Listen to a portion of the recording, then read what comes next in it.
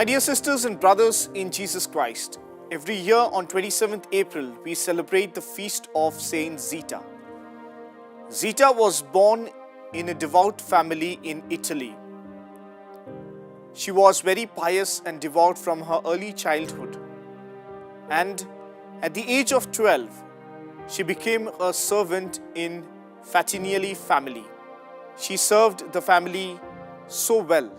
When she joined to become a servant, she was being troubled by the employers.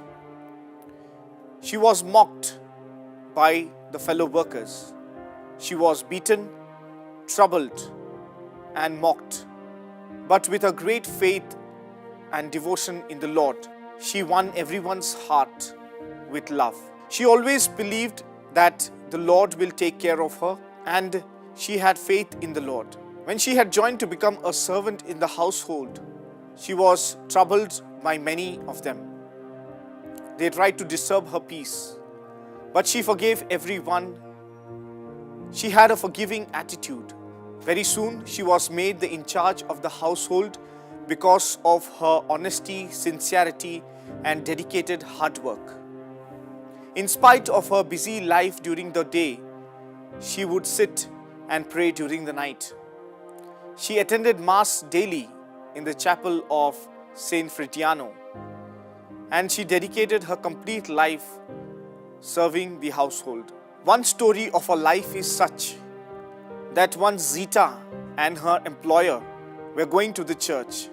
And while going to the church, the employer asked Zita to take care of his coat and give him after the Holy Mass.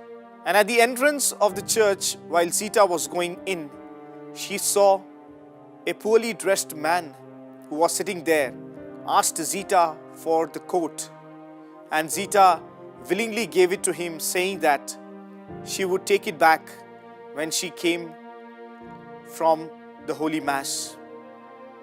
And when she came out after the Holy Mass, she could not find the stranger who had asked for the coat.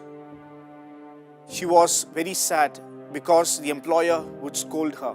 Her employer scolded her for losing the coat, and they went back home. And while they were sitting at dinner, a stranger knocked at the door and brought the coat and gave it back to Zita. And when Zita went to speak to that man, he vanished from their sight. And this was the miracle that happened. And the place where Zita met that man was called as Angel's Door. Zita died at the age of 60 after serving the household for 48 years. She was truly a woman of holiness and charity. She helped and always served others. She was canonized on 5th September 1696, and she was declared as the patron of domestic workers on 26 September 1933.